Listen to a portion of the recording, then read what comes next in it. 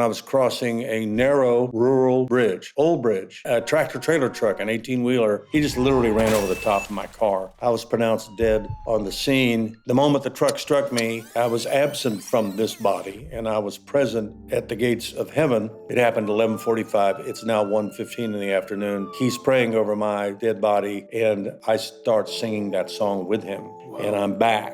Oh man, I don't even know where to go from there. There's so much to unpack.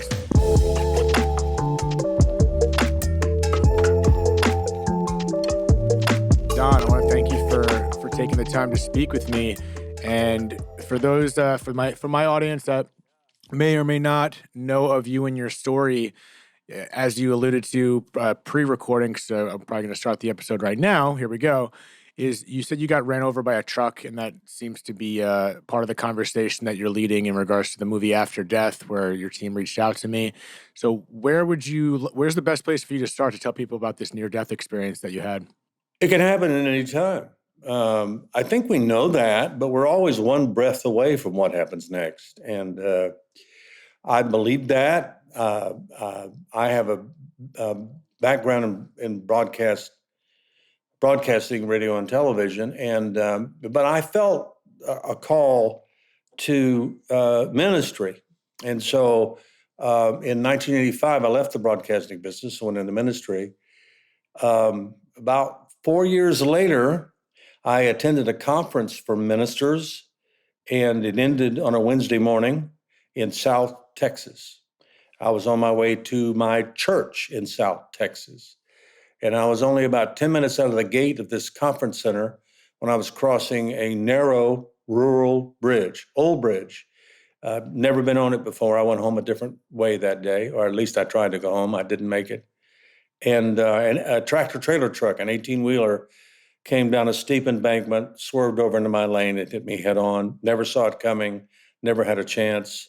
It's a superstructure bridge, so it has narrow railings, and there was nowhere for me to go. And he just literally ran over the top of my car, crushed it with me in it, and hit a couple of more cars. So it was a horrific wreck on this bridge in the middle of nowhere. And amazingly, no one else was hurt. The truck driver wasn't hurt. The drivers of the other two cars were not hurt. So they were treated and released. The paramedics that were sent to the bridge, and there were 4 of them because there were 4 victims, all worked on me. And I had been dismembered. It was a horrific sight to see. And they tried to resuscitate me. They were unsuccessful. I was pronounced dead on the scene. Body was covered up in the car waiting for a medical examiner to come and do the paperwork so I could be transported. And the moment the truck struck me, I was absent from this body, and I was present at the gates of heaven.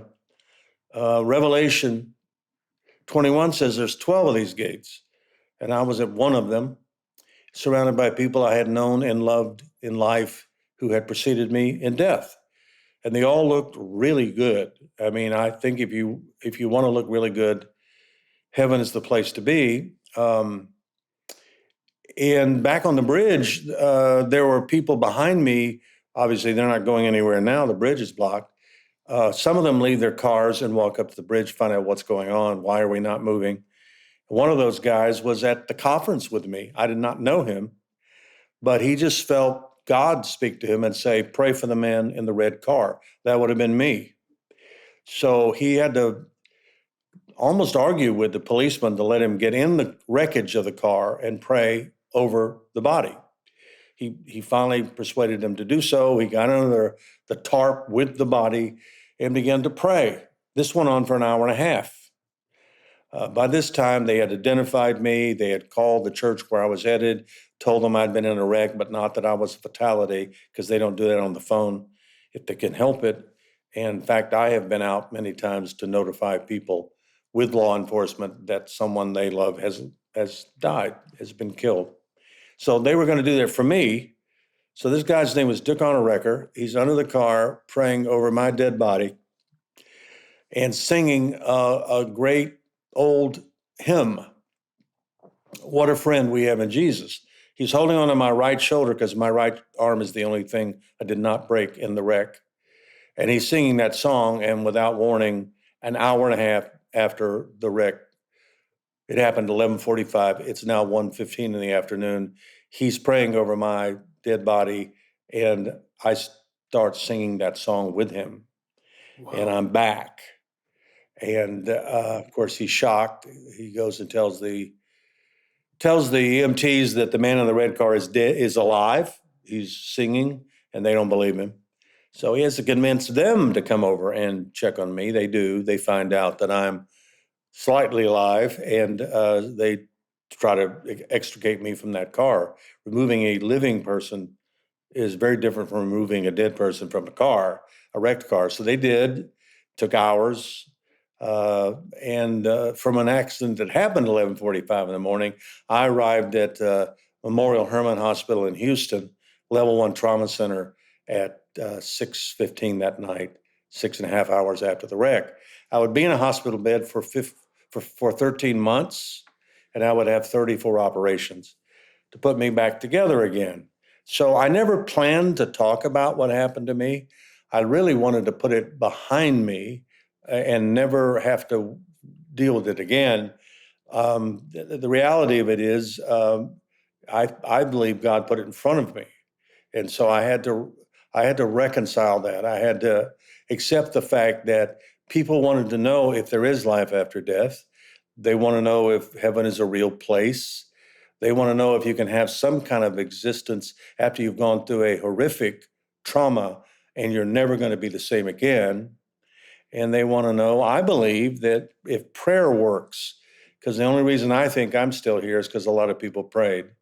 And God said yes. I had nothing to do with my survival. If I had had a choice, I wouldn't have come back here, certainly to what I came back to, years of rehabilitation.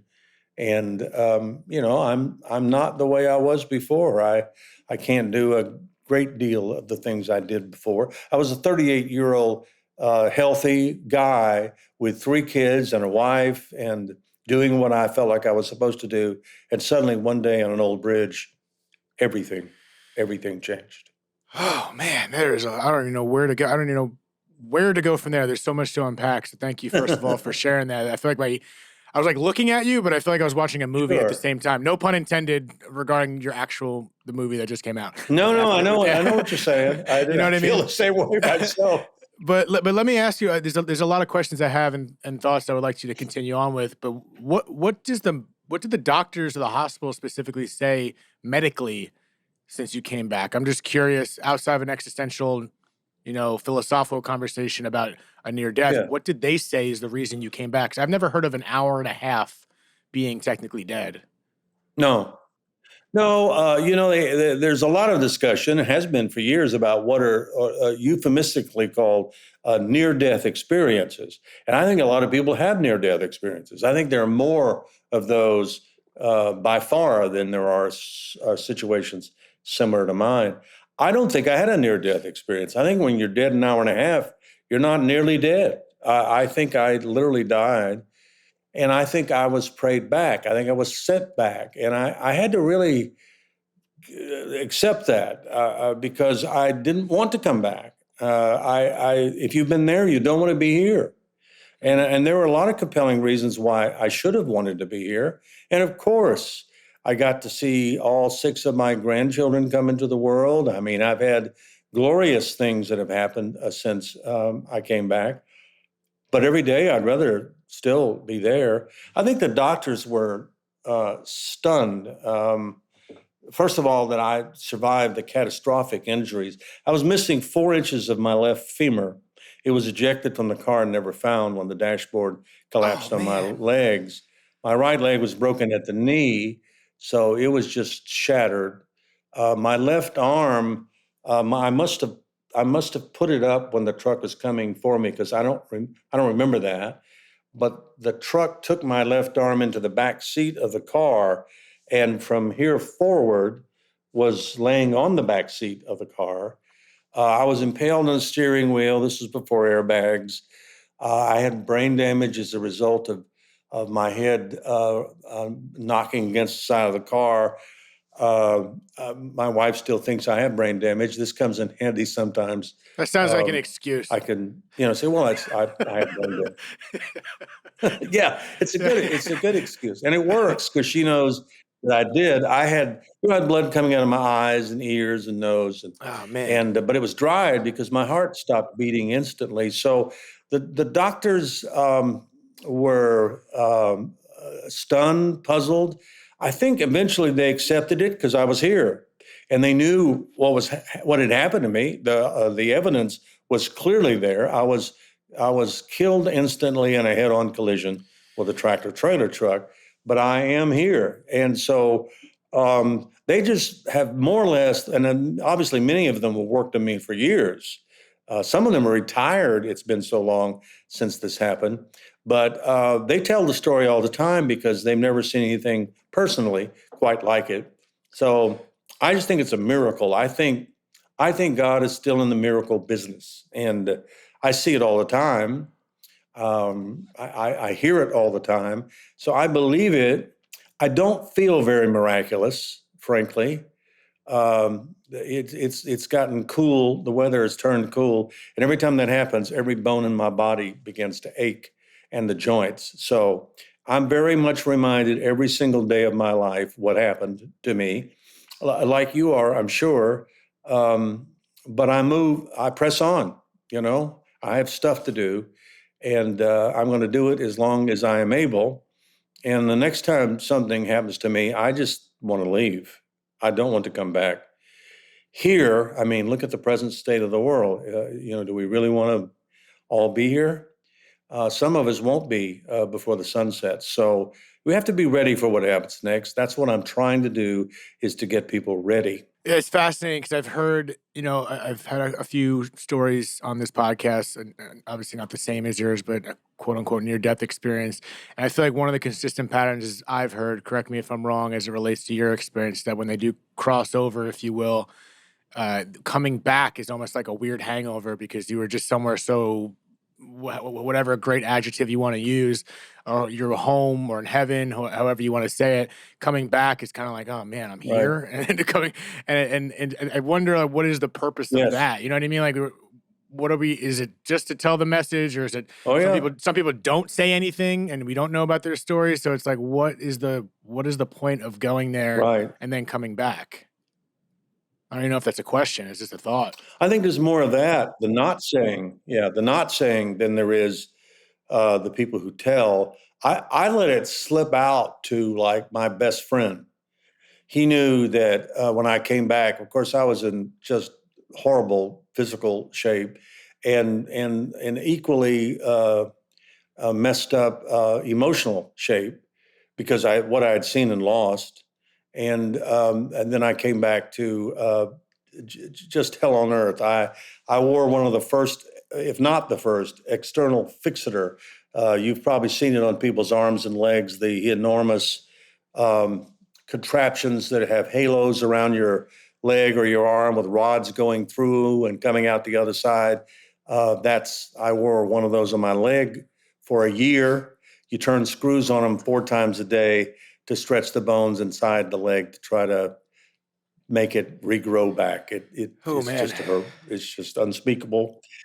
I also wore one on my arm. So here I was wearing those things and trying to exist in a hospital bed, 38-year-old man who couldn't do anything for himself whatsoever, had to be waited on to do everything.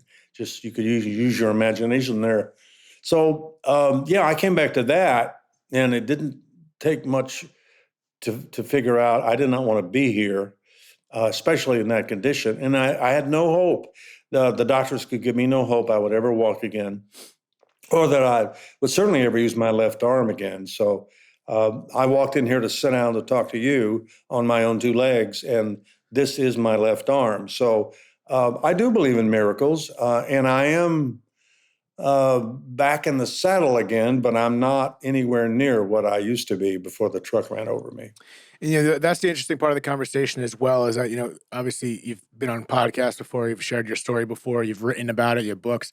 The the conversation seems to be often okay, which I do want to ask next is explain again maybe what you felt and saw when you were there. I know you tapped into it a little bit when you first started the story, but the process afterwards, you know Yeah, what I mean? That coming back as a 38-year-old man with have to reconfigure your entire body in the process in the hope of, am I going to be the same? What's going to be different? There's that whole journey on this earth sure.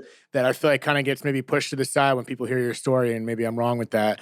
But, even like coming into this, the thought is, okay, tell me about the near-death experience. What did you see? What did you feel? But then there's a whole nother Right. battle that you had to go through There and see is. and still deal with every day that is part of your life from that experience that has nothing to do with going to heaven. So before I maybe tap No, into that, can you allude a little bit more about what you felt on the other side and what meaning you give to the other side? Am I calling it right? The other there's side? no Is that like long, should I not be dark. saying that? That's okay. It is the other side. It is in many ways the antithesis of this. People want to know what does heaven look like? What does it smell like? Our senses are heightened exponentially. So yes, looking, seeing, touching, all those things are so far beyond anything we experience here. So it was the most real thing that's ever happened to me. And let's face it, I've had some real things happen to me here. Some of them awesome, wonderful, and some of them painful beyond recognition. So, I was surrounded by people I had known and loved. The first person I saw was my grandfather. I had been with him when he died.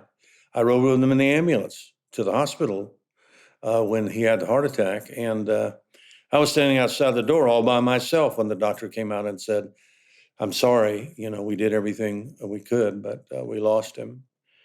So I tell people I have a lot of broken bones, and I do have lots of broken bones, almost all of them, but nothing hurts like a broken heart. And when somebody that you love uh, dies, especially suddenly, I think it's extraordinarily painful.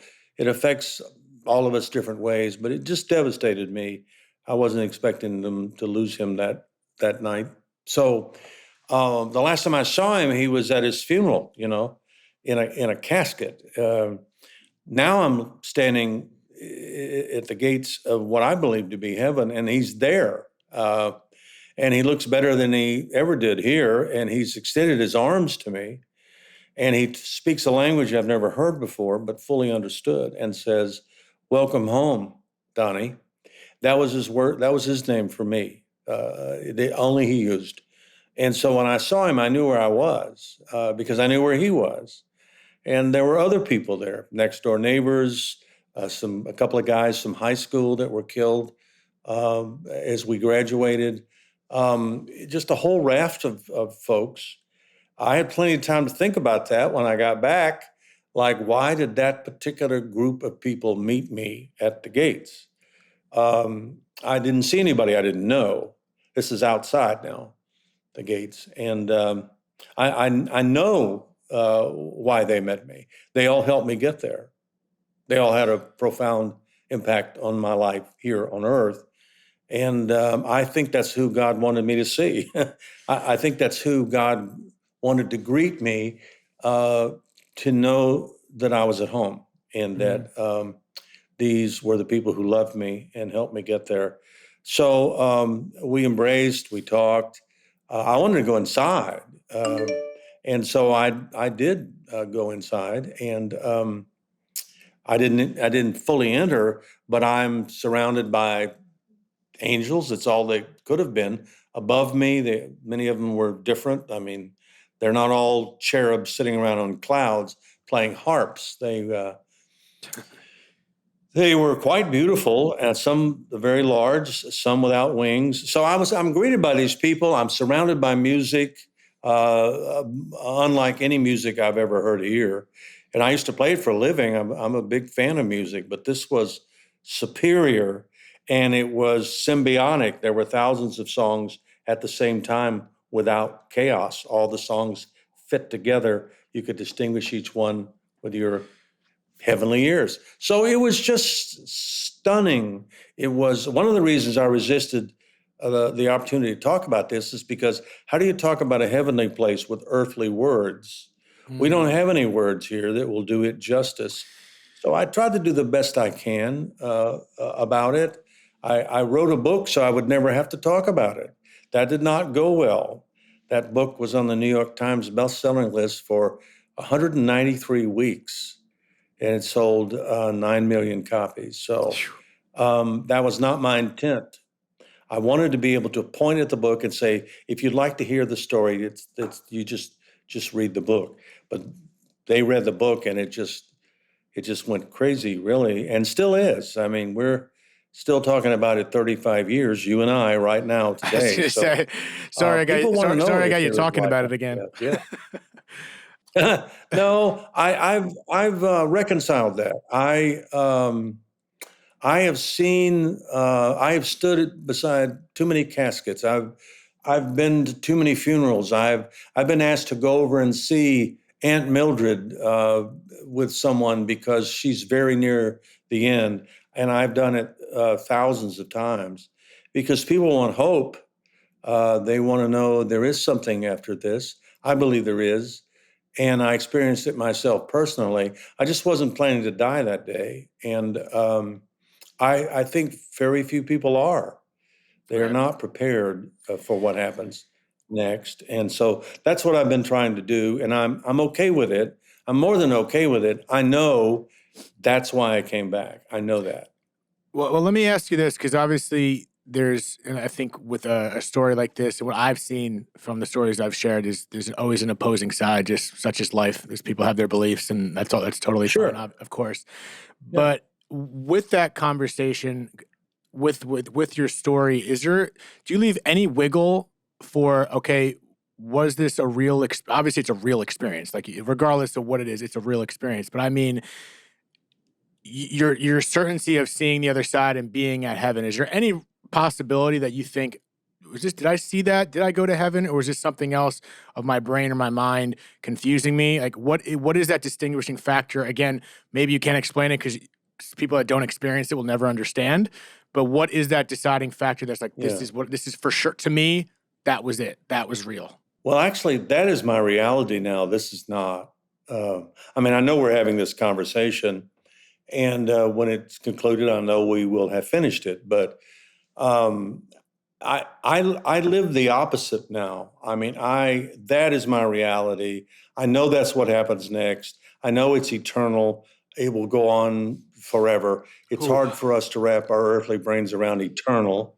So I know that's reality for me. But I also understand that people, since the essence of humanity, have always wondered if what happened. I think inside of us, deep down, most people are concerned about, well, what happens after this? Because the movie we just made a T-shirt based on something I said, which is the death rate here is 100%.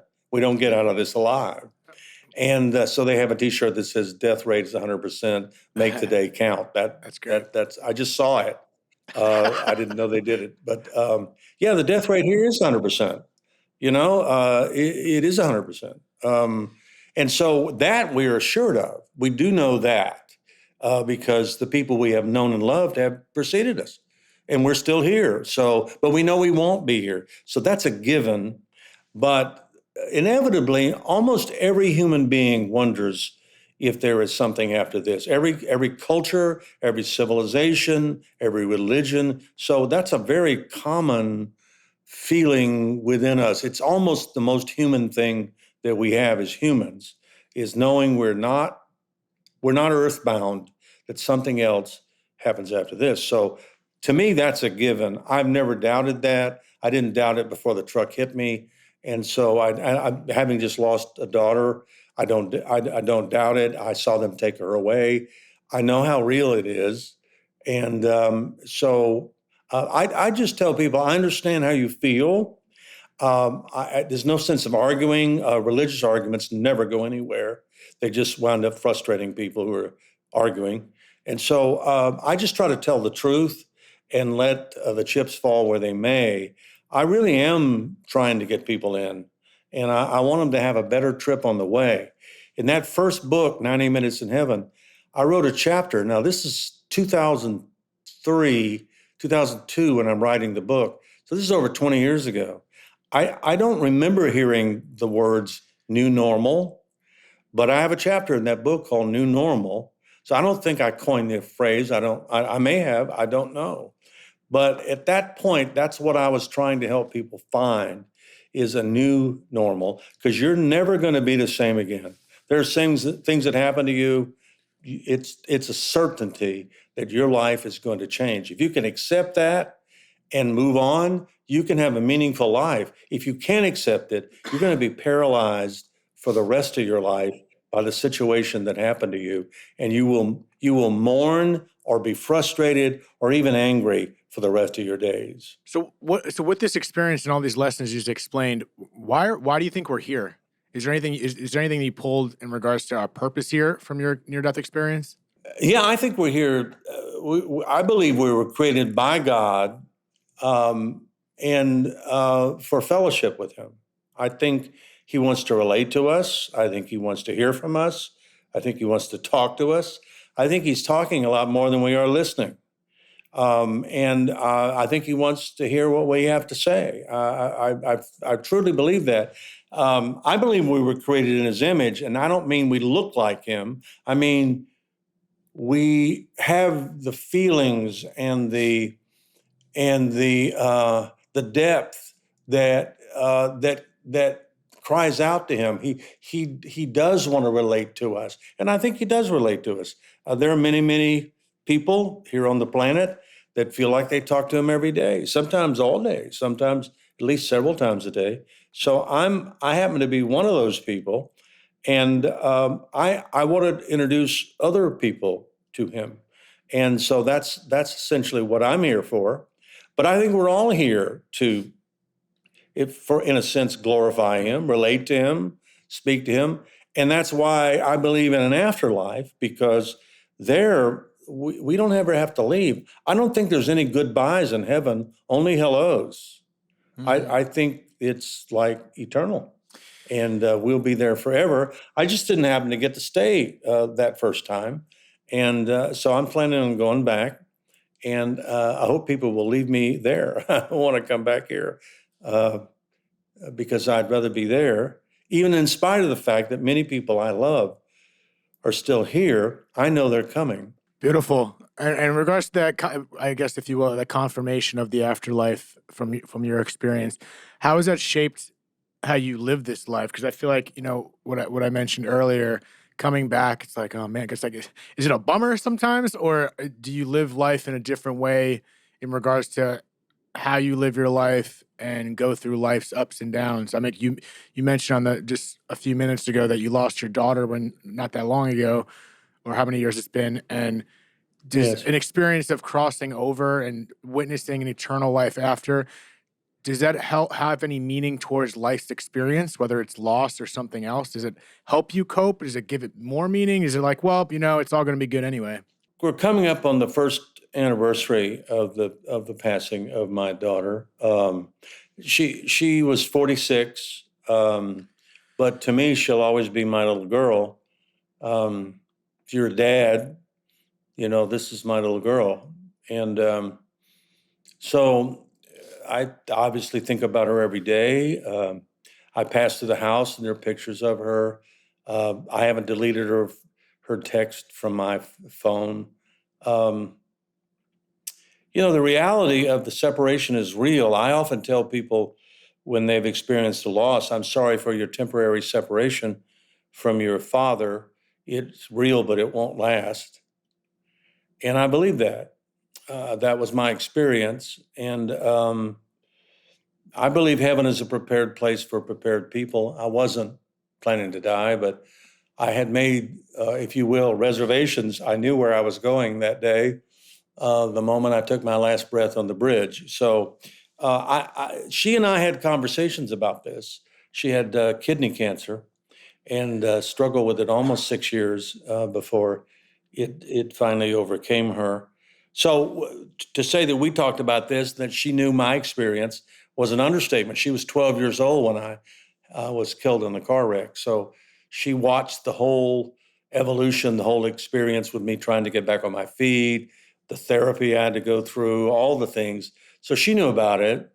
And so we talked about this because it was a real possibility that the outcome of this cancer was going to be that it would win here, and eventually it did just 10 months ago. So I know where she is.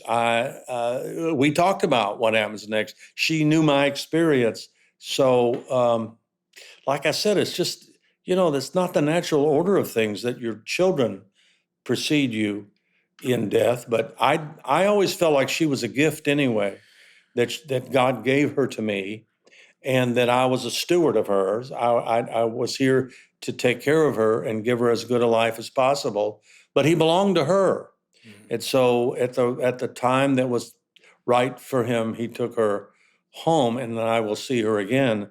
But I confess, I really miss her here. I do. And I knew I would. And it's always more difficult than you think it's going to be when you lose a loved one like that. But I know where she is. Yeah, even with that idea that life continues after this, that separation, like you said, is real. So as you say, I'm sorry for your temporary loss, but that word temporary tends to Thank make it you. a little better, but it Thank still you. sucks. She was a great gal. You would have liked her a lot. I'm sure I would. Before we get out of here, I wanted to ask you one more question that I meant to ask earlier. So I asked that question: how does the medical community look at your death? And then when I asked you that question, you mentioned Right. about how you related to the prayers, for instance. Do you have any opinion on, because there's Yes. plenty of situations where people are praying for someone to pull through and people don't pull through. What is Right. what is your Right.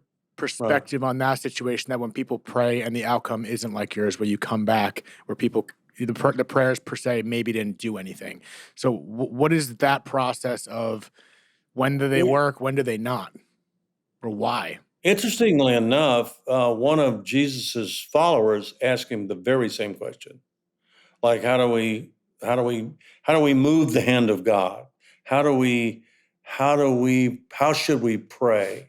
And he gave him a prayer that's generally called the model prayer, or the Lord's Prayer. But he said this, he said, if you ask it in my name, I will do it. And a lot of people think that means name it and claim it. Just tell God what you want. He just delivers, like, you know, UPS or something. And that's not the way it works. The little qualifying phrase in the middle of that sentence, if you ask it in my name, I will do it. And what that literally means is, if it coincides with the will of God, if it's what God wants and you ask for it, you're getting it. I mean, that's just as simple as that. But sometimes the answer to our prayers is no. You tell your kids no, because you know that what they want is not good for them, or it doesn't fit with what they need at this point in their life. So that's another one of those things, like created in the image of God. We don't want our children to get the wrong things, or suffer because of some decision we allowed them to make. So we say no. And God does the same thing sometimes. He has the whole picture. So sometimes the answer to our prayers is no. Nicole may very well, she had tens of thousands of people praying for her, our daughter. I mean, thousands all over the world that know us and knew that she had been fighting cancer for 6 years. And so my answer is, she was here longer than they gave her any reasonable time to be. And so that meant that we had a lot of opportunities to do a lot of things and experience a lot of life. But then she died. She's not here. And so the answer to those prayers at that point was no.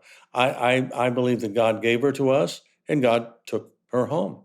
And I know where she is, and she's having the best time. She's the one that's having a great time. We're here still trying to struggle through another day, get things done.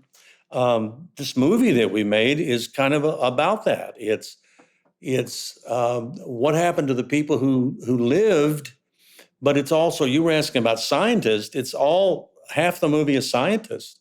They're all doctors. They're all psychologists. They're all psychiatrists. I mean, they're all kinds of people. So it's a very unique perspective. It's not like a book like I wrote. It is many books, and almost everybody in the movie is a New York Times bestselling author, including the scientists, the doctors who were in the movie, because they've been studying this for decades, and they conclude there is life after death.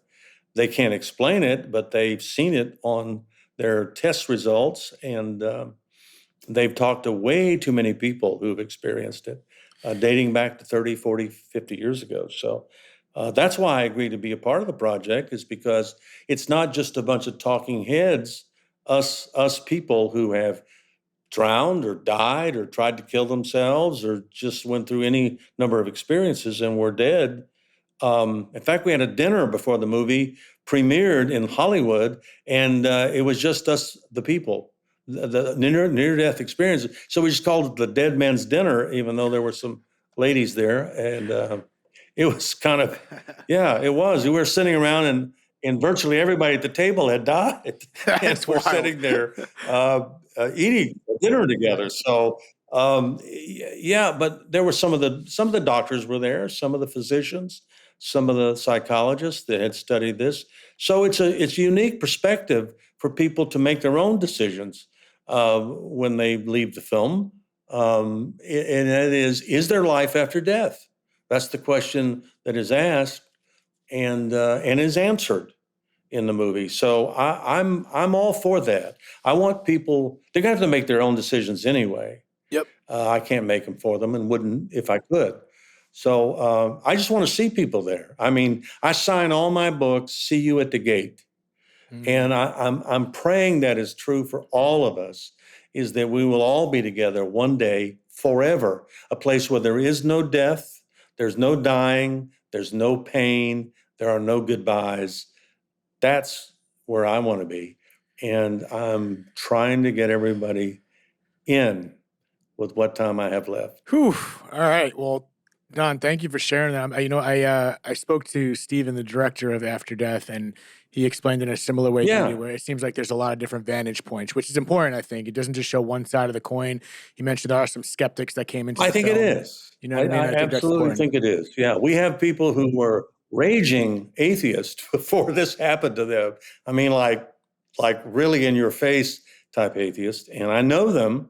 And oh my goodness, what a relationship we have had, because they come from a completely different perspective than I do and I have, and we've become lifelong friends and now eternal friends. That dang word eternal. It is a freaky word for me. And I'm sure many people, that's what gets you the most. Eternal. I'm like, oh, Yeah, it is. I guess it won't even matter when you're there, I It's suppose. If beyond it's our.